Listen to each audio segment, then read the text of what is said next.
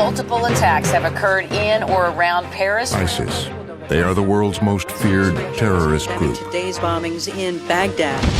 Tonight, the story of where they came from. We created chaos. We abandoned that chaos. We created ISIS. How they waged war for more than a decade.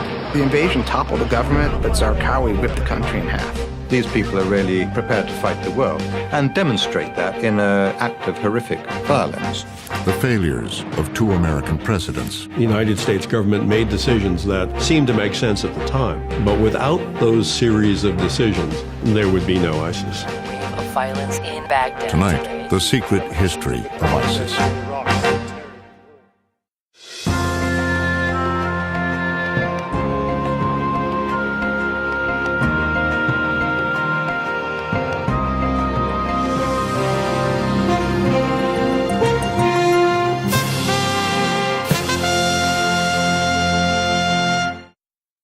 Tonight's program contains graphic imagery of war. Viewer discretion is advised.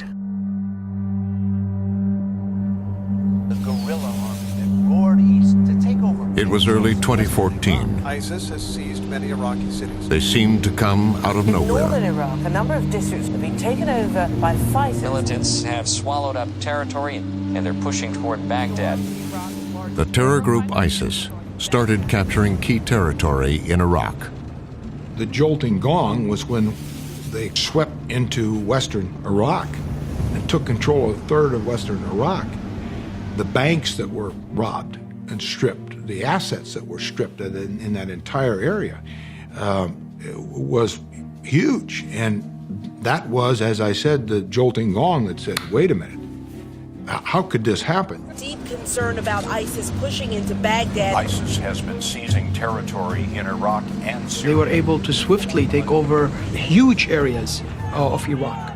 It was shocking how the army didn't even fight, didn't even put a fight. And taking over Mosul, the second largest city. I think Washington was stunned when the second largest city in Iraq, a city of 2 million people, fell in a day they've already captured Mosul to a terrorist organization that we had not imagined was in the first order of terrorist organizations.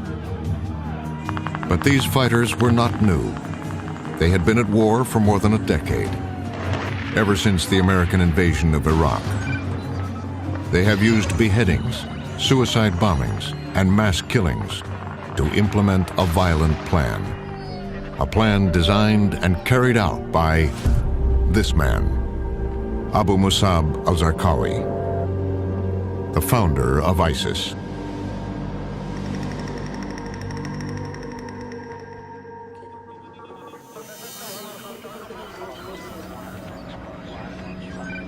The secret history of ISIS began at the CIA in the aftermath of 9/11. There was an urgent question about Abu Musab al-Zarqawi. I was an analyst working on the team that was charged with evaluating whether or not Al-Qaeda and Iraq had conspired together to conduct 9/11 attacks. At the agency's counterterrorism center, analyst Neda Bakos was tasked with learning everything she could about Zarqawi. On the team, as an analyst, the big question was whether or not Zarqawi was part of Al-Qaeda at the time. Bakos began by piecing together Zarqawi's life. Zarqawi grew up in Zarqa, Jordan, which was also near a Palestinian refugee camp. He was a tough kid in a tough neighborhood. Poor and angry, it didn't take long for Zarqawi to get into trouble. He was a thug. He was in and out of prison. He was a petty criminal. It was rumored that he had worked as a pimp.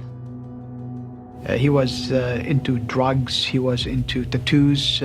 His friends in Zarqa used to call him the Green Man because of all the tattoos that he had on his body. Behind bars, Zarqawi would undergo a transformation. In this prison, Al Jafar prison, they allowed him to share cell block with other radical fighters or people who wanted to launch jihad. In prison, he really came into his own because he managed to dominate the other prisoners. He managed to establish himself as a leader. He took his religion more and more seriously. Zarqawi at the time was the muscle of the movement in jail, and he roughed a lot of people up during his time in jail. As the Green Man became more religious, he knew his tattoos would be viewed as sinful. A razor blade was smuggled into the prison. It was brutal. He had them actually, the skin taken off. It's like he's shedding his old life, and this tattoo was a reminder of who he was, and he had to get rid of that to almost purify himself. After 5 years, Zarqawi was released. Zarqawi became a leader among the jihadists in prison and came out of prison in Jordan. A jihadist firebrand had reimagined himself as a mujahid or holy warrior dedicated to the establishment of the Islamic Empire. In his quest to become a holy warrior, Zarqawi left Jordan. The CIA tracked him to Kandahar, Afghanistan. Zarqawi hoped to meet Osama bin Laden. When he does go to Kandahar to try to meet with bin Laden, he's rejected.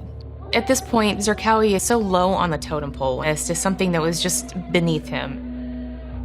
Neither Osama bin Laden nor his deputy, Ayman al-Zawahiri, were terribly impressed with him. He seemed and acted like a thug. He was not very sophisticated. In fact, they considered him a rather poor recruit to al-Qaeda. Zarqawi would leave Kandahar determined to continue jihad and to prove bin Laden wrong. In 2002, he saw his chance. As President Bush signaled Saddam Hussein had to go, Zarqawi moved to a terrorist camp in northern Iraq. It set off alarm bells at the CIA. CIA operations officer Sam Faddis, who ran a kill-capture team, was assigned the case. Headquarters is extremely interested. I mean, the number one time-sensitive priority as of June 2002, when I left headquarters, was go collect on this Islamic extremist enclave along the Iran-Iraq border. It didn't take long for Faddis to find Zarqawi and learn what was going on in the camp. We literally had guys that were working for us that were inside the camp. They're working on chemical and biological weapons. They were doing a lot of work with cyanide-based things. At CIA headquarters, it was a threat they could not ignore if American troops were to invade Iraq. If we took Saddam out, Zarqawi was going to cause a lot of problems. He was someone who we would have wanted dead if we had the opportunity and the wherewithal to do it. And Sam Faddis had a plan to do just that. I mean, a handful of aircraft tomorrow, with the specificity that we have in their locations, will end this threat, and we will finish these guys. This seemed like the perfect moment. We know where they are, we know what they're up to. This seemed like the right time to target them and to go after them. The attack plan was fast-tracked from the CIA to the White House. But as America prepared to take out Saddam Hussein, the president was told that hitting Zarqawi could cause a problem. I remember there were discussions about attacking various camps that we thought bad guys were hanging out in. And I think the one you're referring to, we made a judgment that let's not start the war before we're ready. When news of the decision reached CIA headquarters, there was frustration. Oh, I couldn't believe it. We have a prime opportunity to take out a jihadist that we know poses a threat to our allies, in addition to American forces once they invade. There was nobody on that team who felt like Washington had made the right decision. There's another country getting up, ready to go up in flames. We're giving them time and space. This will turn out very badly. We need to get rid of them right now. But as Vice President Dick Cheney headed to the CIA, he was preparing to do something else with Zarqawi. Use him to connect bin Laden and Saddam Hussein to make the case for war. Vice President Cheney came to the CIA asking lots of questions. He wanted to know, not only is there a connection between Saddam Hussein and bin Laden, but we want there to be a connection between the two. The CIA officers believed there was no evidence of a connection. No, never. We never found any indication that Zarqawi was in Baghdad working for Saddam or linked up with Saddam. He obviously is. The vice president and his chief of staff, Scooter Libby, pushed back. It was pretty intense. We were lined up on one side of the table. Vice President Cheney and Scooter Libby were on the other side, and they walked in with a lot of questions and being very skeptical as to the intelligence that we had been gathering up till that point. Cheney seemed to want Zarqawi to be the link between Saddam Hussein and Osama bin Laden. The vice president's frustrated. His questions are all about Zarqawi, his connection to Saddam, and whether or not they had discussed 9/11 and if Saddam had participated. Bakos says the vice president didn't like the answer. We tried to explain over and over again that it would be impossible for him, logically, to be working with Saddam. There was no connection between al-Qaeda and Saddam Hussein in Iraq that we could find. And Zarqawi's the kind of guy Saddam would kill without a moment's thought. And the response to that was met with skepticism, lots of questions, and a lot more frustration. But at the White House, the allegations would not go away.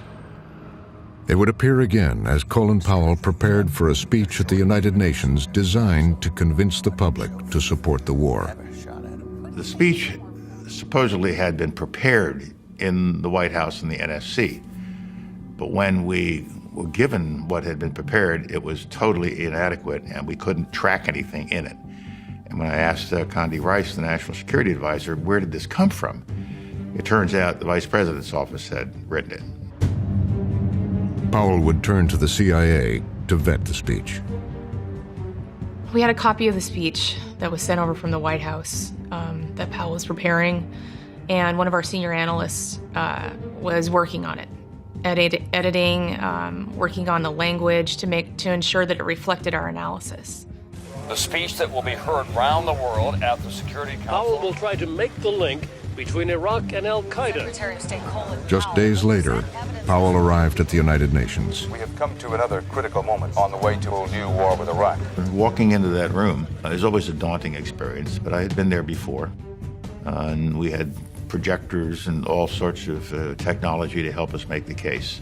This chamber at the United Nations today, the Secretary of State. There in the center of attention, Secretary of State Colin Powell and George Tenet, the director of the CIA. I think he was very nervous. Powell doesn't like to read speeches. He likes to have a few note cards and then do his Powell thing.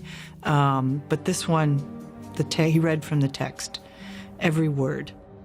My purpose today is to provide you with additional information.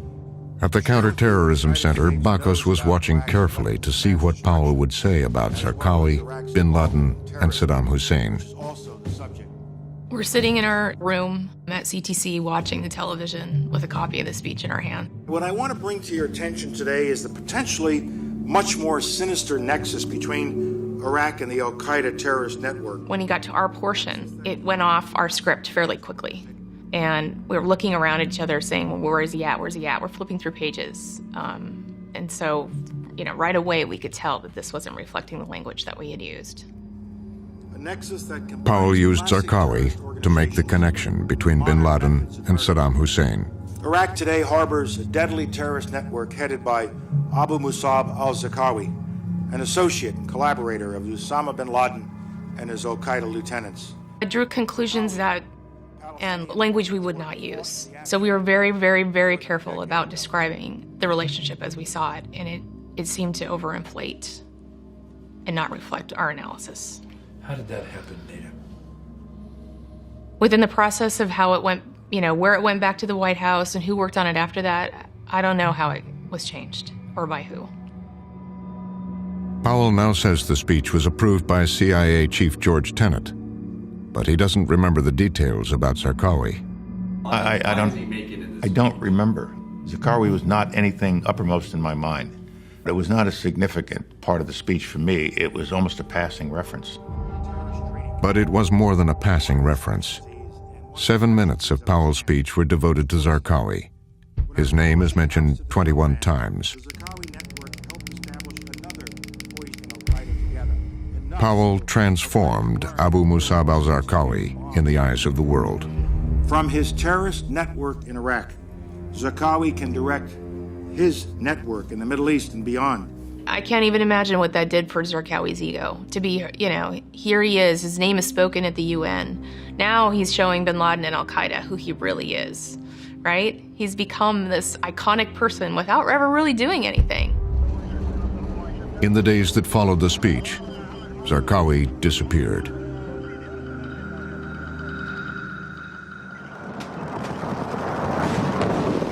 Rapid series of 40 explosions lit up Baghdad in the early morning hours. Officials have been using the term shock and awe to describe the Sultan. Zarqawi watched the American shock and awe campaign. And as the occupation began, Zarqawi waited for an opportunity. Before long, the man George W. Bush picked to run Iraq, L. Paul Bremer, gave him one. And those who were on high before, in particular the Baathists, He promised to purge the Iraqi government. the Iraqi people will be removed from office. He also issued an order that disbanded the entire Iraqi military.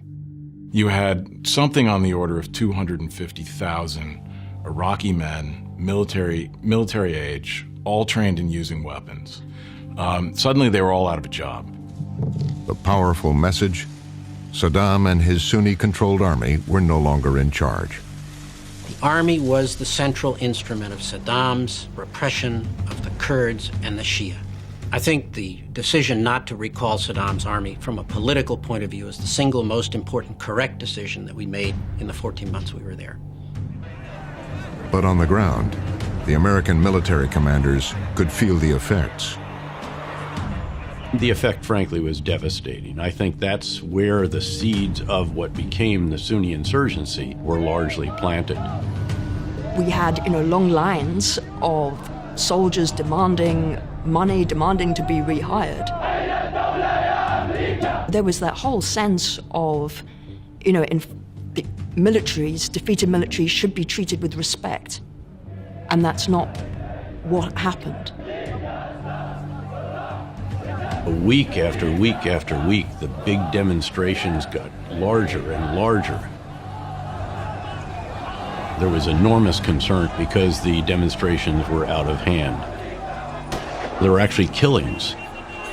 They feel like they're going to go by the wayside, that they're going to be not only the minority population, but treated as if they don't matter. So they were easy targets for Zarqawi to recruit.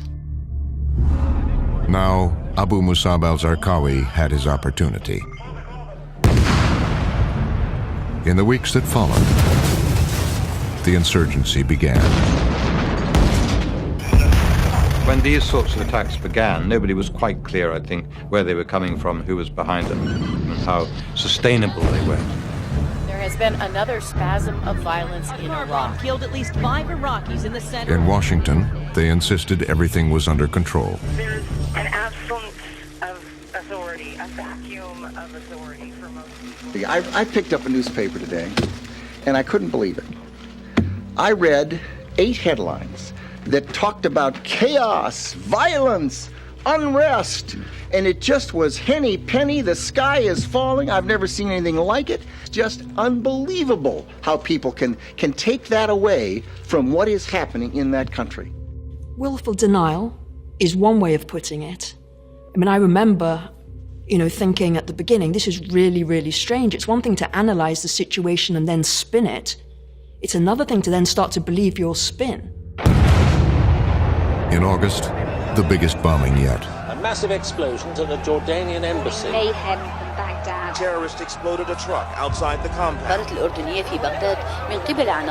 This Iraqi runs in, and I said, "What happened?" And he said it was hit by a suicide bomber. I think that was the first one. To think that after that, there would be hundreds and hundreds and hundreds of suicide bombers. Thousands even. It's amazing. The bloodshed in Iraq. It was Zarqawi's first major attack. Then, less than 2 weeks later, a bomb at the United Nations headquarters. Zarqawi had a strategy. He's just trying to leave it so that it's only the United States military left and it's a black and white conflict. And this will enable him then to rally considerably more support to himself and to his cause. 40 people have died today in a series. The immediate effect of that was the UN left and all the NGOs were gone within a few weeks, all of them. And so it essentially left the Americans alone. That was it. It's just you. It turned Baghdad into a kind of this eerie, militarized ghost town. Baghdad, a U.S. vehicle was on patrol when it came under attack. Violence has returned with a vengeance. Last night, two more soldiers Exploded in killed violence on patrol. today.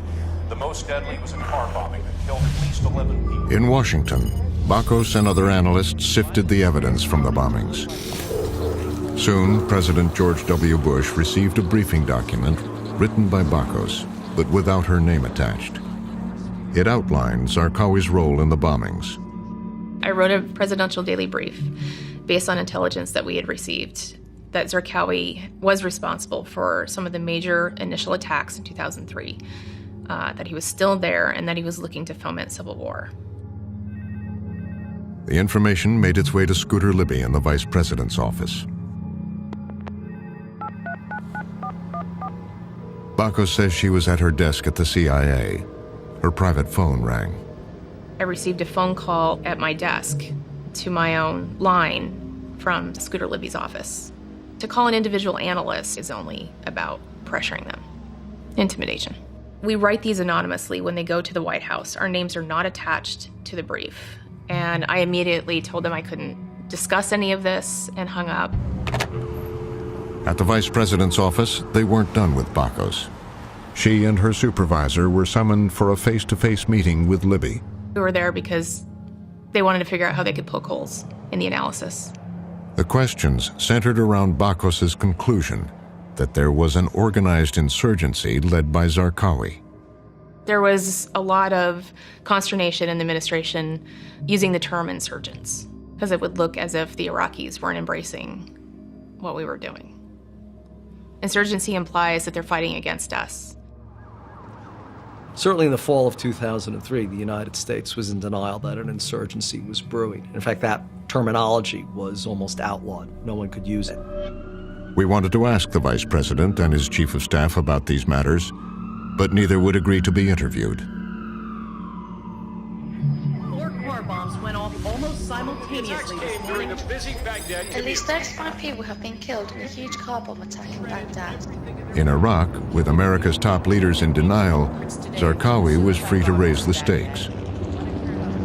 I think the senior leadership of the Bush administration was slow to realize, A, that there was an insurgency, and B, that there was an evil genius behind it, and C, that that evil genius was Zarqawi.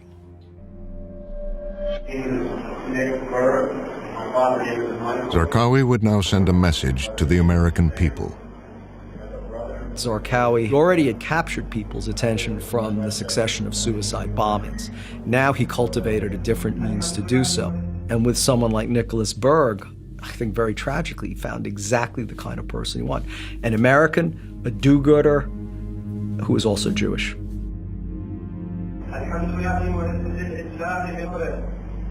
That's Zarqawi in the middle. If you watch it really closely, it's a Zarqawi show. He's standing there, he's reading in his guttural voice, he's reading this document.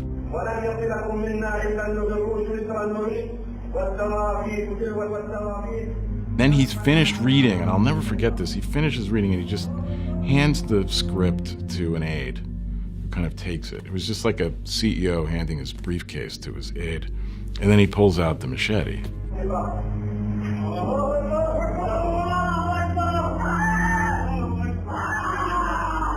It's the only beheading video I've ever watched, the first and last, because it was so horrifying. You can hear all the noises of the poor man's death, and Zarqawi standing over the mutilated body delivering his message to the world. The fact that Zarqawi was killing people personally made him far more appealing to the 20-something Sunni in Saudi Arabia or Iraq or even in Europe the foreign fighter, the kind of guy that you want to go join if you're one of those young, disaffected Sunnis. Finally, Zarqawi had the full attention of the Bush administration. The American government placed a $25 million bounty on Zarqawi. But it basically puts the same price on his head that Osama bin Laden has on his. And it basically elevates him now to enemy number one for the United States. Bin Laden had once rejected Zarqawi. Now he couldn't ignore him. It's shortly after that that the relationship changes. Zarqawi is the new startup, and bin Laden wants to invest. He wants Zarqawi to use the al-Qaeda brand. So since al-Qaeda hadn't done anything since 9/11, this was a perfect opportunity for bin Laden to get back in the game. For Zarqawi, it was the seal of approval. And in a letter to bin Laden obtained by American intelligence, he outlined what he planned to do next.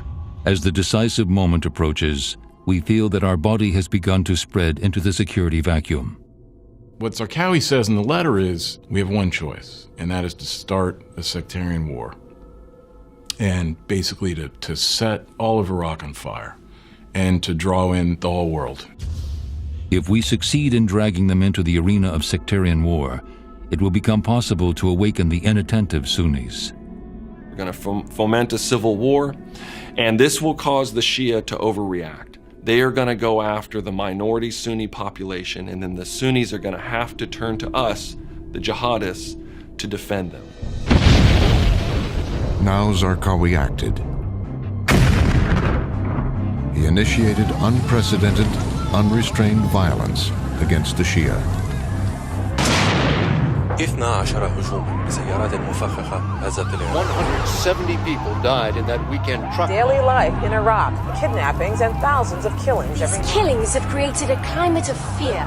ما تبقى من سيارة مفخخة تركت قرب مستشفى في مدينة الصدر الواقعة شمال شرق. A wave of sectarian killing across Iraq left Zarqawi was becoming known by a new name, the Sheikh of the Slaughterers. Once he pivoted to Shia, Baghdad was just hammered with huge car bombs, but also just daily assassinations of families, of neighbors. Then you started having those torture cells, the beheading videos. The invasion toppled the government, but Zarqawi ripped the country in half.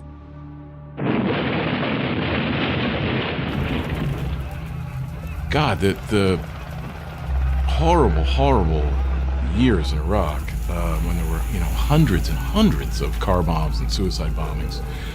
It was incredible what they did. I mean, it was murderous, it was psychopathic, it was horrific, but it was really extraordinary.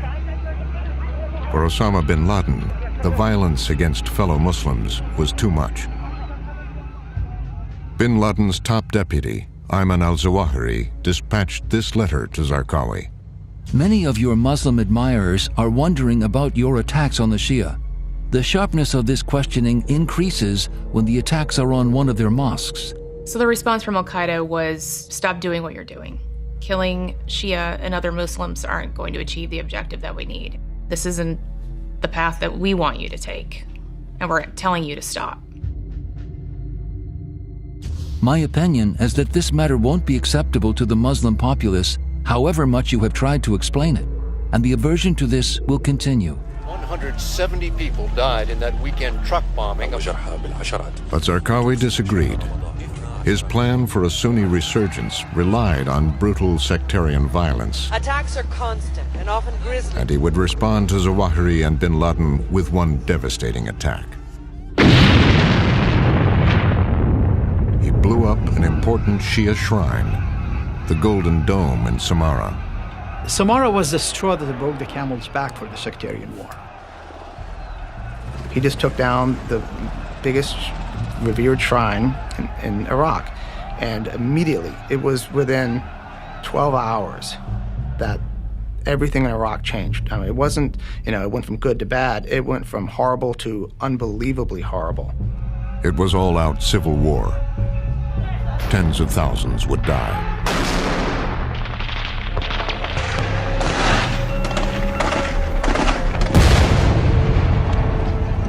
that set off a cycle of violence between Sunni and Shia that al-Qaeda tried to fuel as much as they possibly could.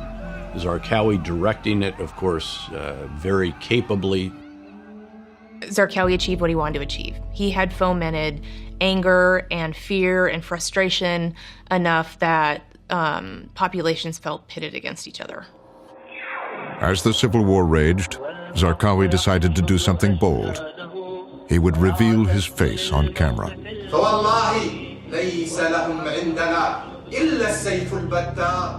understood the power of the internet. It showed him using an American automatic weapon. Not necessarily using it correctly, but he did use it in a way that I think established his flair for publicity. It's propaganda. It's recruitment. It shows what their intention is. He's wanting other people to join him. He's building his army at this point. In the video, Zarqawi made a surprising proclamation. He would create an Islamic State, the first step toward a global caliphate.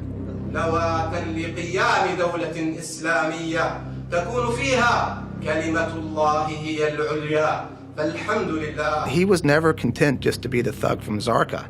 And he wasn't content just to be the guy who beheaded Nick Berg. He wanted to rule a caliphate.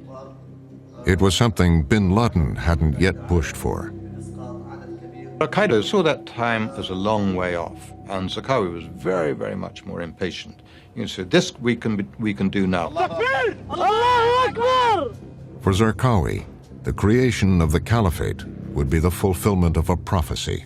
That religious vision promises the return of God's kingdom on earth, the reestablishment of the early Islamic empire, the empowerment of Sunni Muslims around the world, that the reestablished caliphate will eventually take over the entire globe, and then the entire world will come crashing to an end. The lead aircraft is going to engage it here momentarily with a 500-pound bomb on the target. The next video the world would see of Zarqawi was very different. In 2006, the U.S. military received a tip and bombed Zarqawi's hideout. The terrorist whose forces set off so many of Zarqawi was dead, but his call for an Islamic State would live on. Zarqawi's death is a severe blow to al-Qaeda. It's a victory in the global war on terror. President Bush seized the initiative. He ordered a surge of American troops into Iraq to stop the bloodshed. Both Iraqi and American will try to slow down the killing among Sunni. The surge begins, but the president stands increasingly alone. He is calling its Iraq. General David Petraeus was the commander. The priority had to be on securing the Iraqi population, and that this could only be done by living with the people. So we went back into the neighborhoods in Baghdad and other areas that were threatened by this ever-spiraling Sunni-Shia cycle of violence. 10, 20, 30, 40,000. Helped by hundreds of millions of dollars, Petraeus made an alliance with the Sunni tribes that had once worked with Zarqawi. The hierarchy in society chopped off too many heads there, taken too many wives from the local population, had upset the power structures. Guys from the tribes started to turn against al-Qaeda and looked to the US military for support.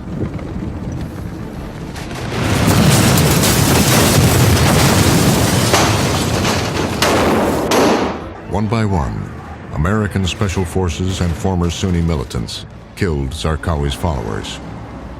Al-Qaeda in Iraq had been eviscerated. There are probably 37 individuals that survived that onslaught that we created in 07 and 08 that were really Al-Qaeda. The definition of destruction is that you are rendered incapable of performing your mission without reconstitution. So they're flat on their face and they're down, and we had our boot on their neck. What was left of Zarqawi's group would go underground for 3 years.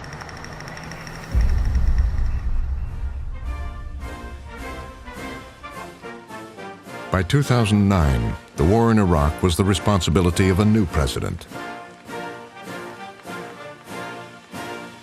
President Obama was elected on a promise to get the United States out of Iraq, and he was determined to do that. And early in his presidency, he announced his plan in front of thousands of Marines. I've come to speak to you about how the war in Iraq will end. The situation in Iraq has improved. Al-Qaeda in Iraq has been dealt a serious blow by our troops and Iraq's security forces. For Barack Obama, it was time to move on from Iraq. I intend to remove all U.S. troops from Iraq by the end of 2011. Last U.S. troops are now leaving Iraq. They're packing up and ready to hand over the remaining 2. After almost 9 years of war and thousands of lives lost. We disengaged not only militarily. At the end of 2011, we disengaged politically.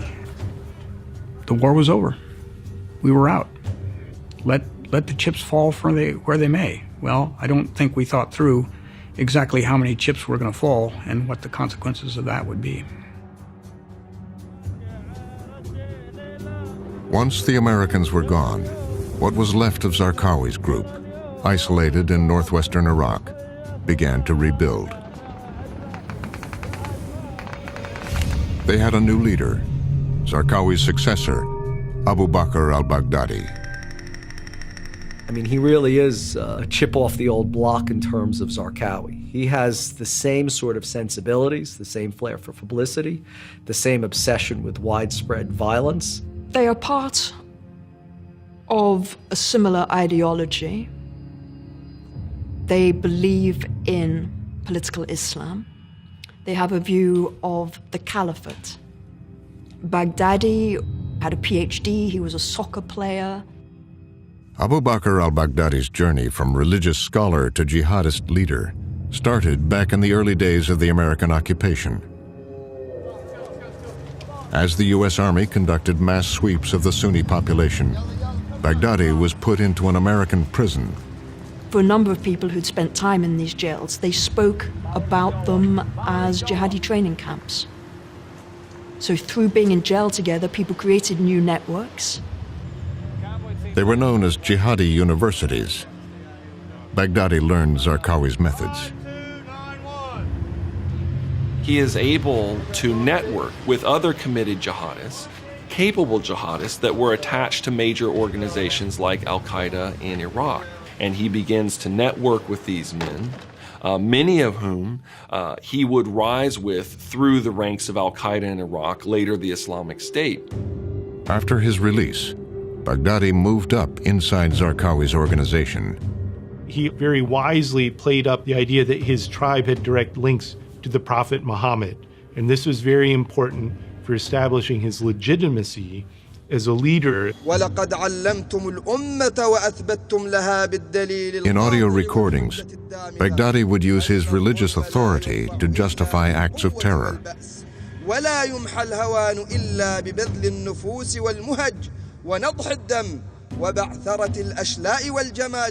And after Zarqawi's death, it was Baghdadi who eventually seized control. Abu Bakr al-Baghdadi was much more assertive and much cleverer and much more ruthless than anyone had thought, and so was able to eliminate rivals, was able to get success, and success, of course, is a great attractor of support.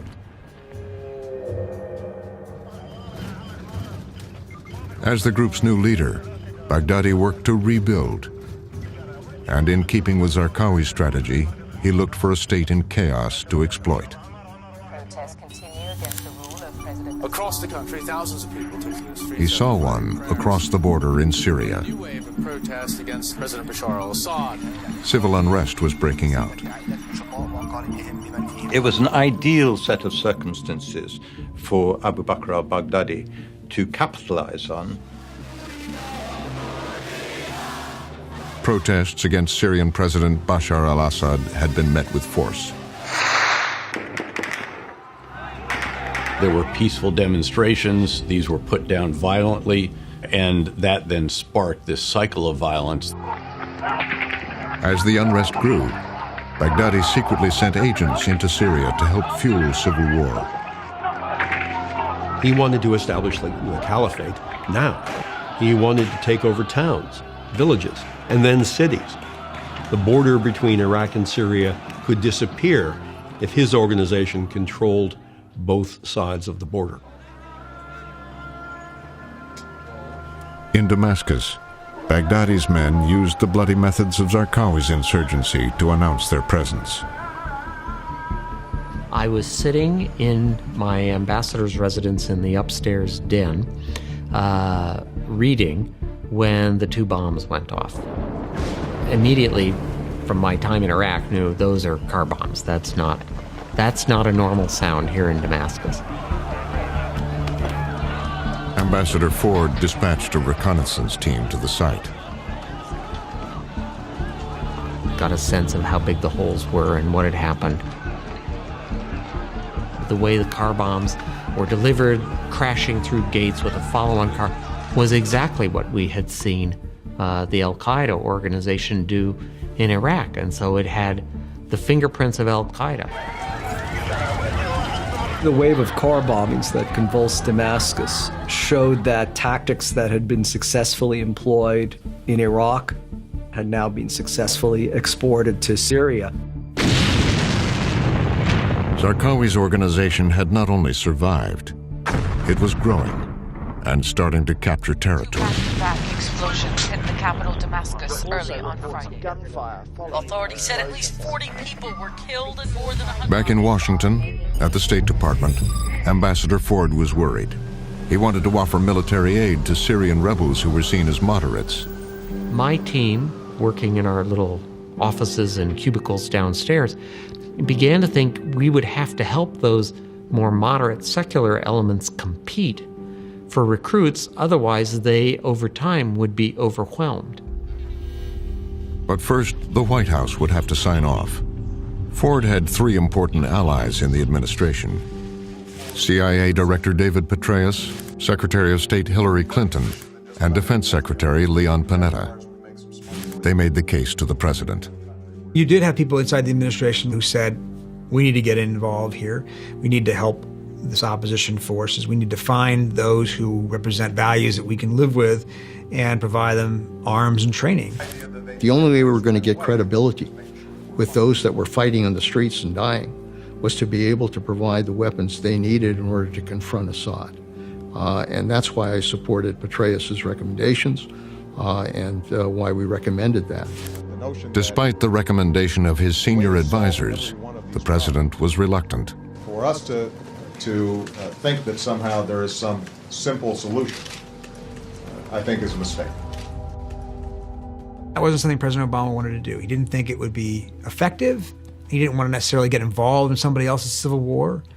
He came to office not to get involved in the Middle East, but to get us out of the Middle East. Breaking news right now, a Syrian In Syria, the slaughter of the moderate rebels by the government forces of Assad continued. Deadliest days in the uprising in Syria. The barrel bombings. Neighborhood after neighborhood.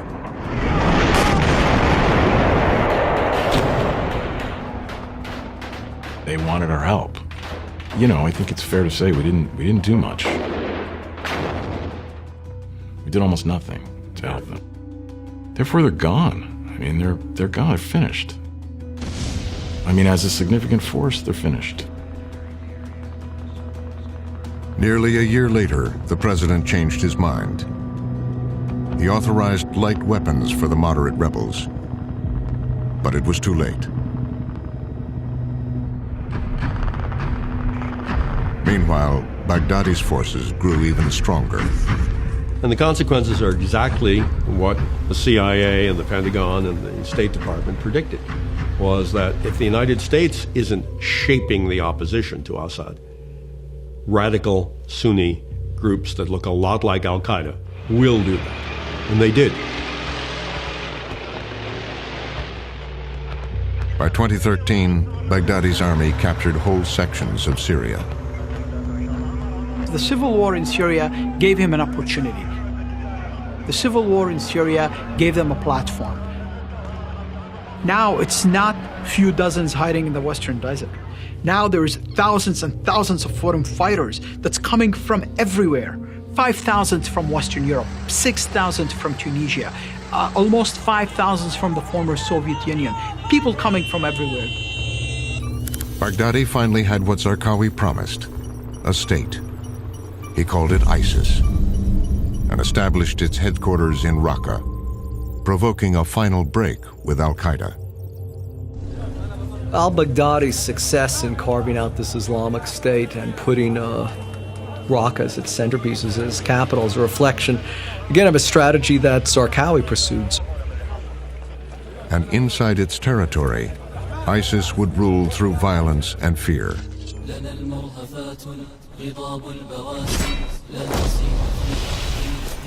We'll begin to slaughter your people on your streets. I get a steady diet of these videos that they put out. So it's, today they stoned to death a man for, because they suspected him for being gay, or they stoned to death a woman, or they put a man in a car and exploded it, or they skinned somebody alive, or they crucified somebody, or they beheaded somebody every day. In Washington, they were struggling to find a successful strategy to deal with Syria. The new Secretary of Defense, Chuck Hagel, attended meeting after meeting, hoping one would emerge. In those meetings, there were too many people there. I'd go into these meetings and every chair was filled in the Situation Room. You have 30 people in there sometimes. What were they doing in there? And everybody had a chance to talk. We rarely got to a conclusion or a decision, and too many people talking. And I think that always leads to an ineffective process. The president himself resisted authorizing military intervention. The notion that the way to solve every one of these problems is to deploy our military. That hasn't been true in the past, and it won't be true now. The threat of ISIS seemed distant. President Obama doesn't see this emerging group as an existential threat. He doesn't even see it as equivalent to al-Qaeda in any real way. Don't inflate these guys into something that they're not. Don't make them 8-foot giants. We asked the White House for an interview. They declined.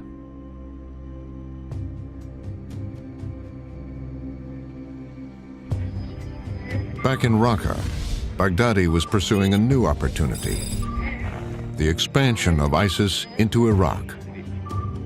At this very time that al-Baghdadi is building his organization in Syria, the Baghdad government, the Shia government of al-Maliki, starts virtually assaulting the Sunni homeland.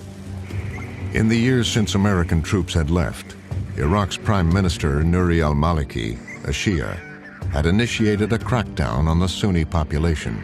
The Sunni Arab tribes in Iraq had become disillusioned with the Shia-dominated government in Baghdad. So there was widespread disaffection among the tribes. They began to engage in a series of protests against the regime. And these protests are violently crushed. And in such an environment, that enabled Islamic State of Iraq to rise up out of the ashes and saying, we will protect Sunnis from Maliki. It was the moment Baghdadi had been waiting for. Where have the Sunnis to go? There's only one place they can go. It is that residual of the insurgency that is now run by al-Baghdadi. In early 2014, Baghdadi's forces began the campaign to take Iraq. The Iraqi army, which was built at the incredible expense, I don't even know what the final price tag was, $30 billion. Largely by the Americans, paid for by the American taxpayer. All their equipment, everything. It all came apart. In no time at all, they rolled over Fallujah, Ramadi, then the biggest prize yet, Iraq's second largest city, Mosul.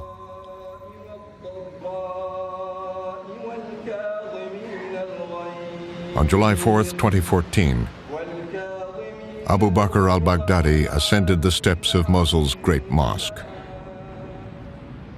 Assalamu alaikum wa rahmatullahi wa barakatuh. Baghdadi never shows his face, but the one occasion that he did was after the capture of Mosul. He wasn't somebody hiding in a cave, somebody who never saw or released secret videos from unknown locations. He was in a mosque, giving a speech and talking about the Islamic State.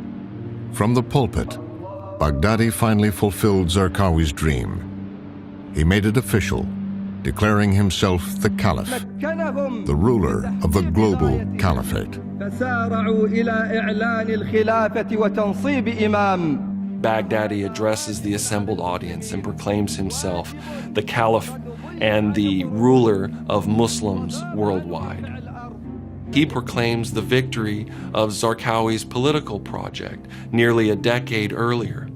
They now control a swath of territory containing some 5 million people. They have a war chest of some $2 billion. It's a remarkable success for an organization that was soundly defeated in 2009. Baghdadi had turned Zarqawi's vision into a terrifying reality. On the eve of 9/11, we have 400 pledged members, people who pledged allegiance to Osama bin Laden. But now, they have countries, they have armies, they have tanks, they have missiles, they have stuff that Osama bin Laden did not dream to have in his wildest dreams. The United States of America is meeting them with strength and resolve. I ordered our military to take targeted action against ISIL. In the nearly 2 years since Baghdadi's sermon, the Islamic State has come under assault from the Americans, the Iraqis, the Russians, the Iranians, and many others. They have lost territory, but ISIS has already gone global. Inside the Parliament building, Canada's capital was stunned. Copenhagen, Denmark, a city in terror. ISIS conducted or inspired Eastern Egypt tonight. more than 90 attacks around the world Multiple attacks have occurred in or around Paris. and have more than 40 affiliated terror groups in 16 countries. The attack left at least 14 people dead and 14. They have promised that the worst is yet to come. What investigators say was an ISIS suicide bomb attack in Turkey. Now, Belgian officials say 34 people were killed and 187 were wounded in 2 explosions. And after today's horror, the question is, how many more terrorists are ready to strike?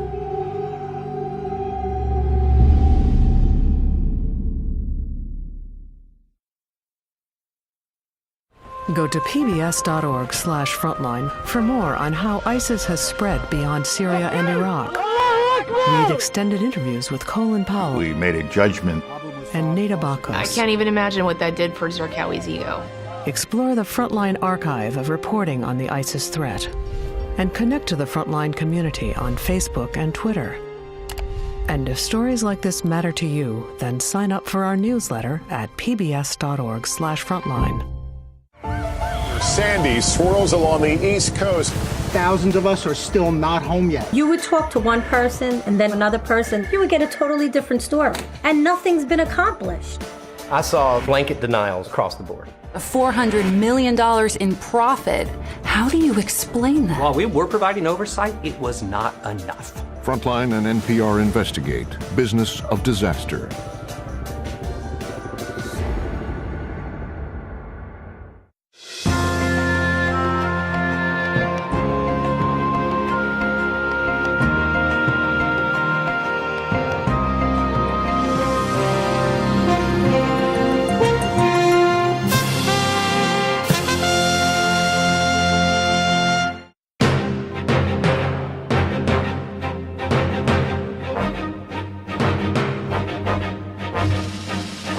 For more on this and other Frontline programs, visit our website at pbs.org/frontline.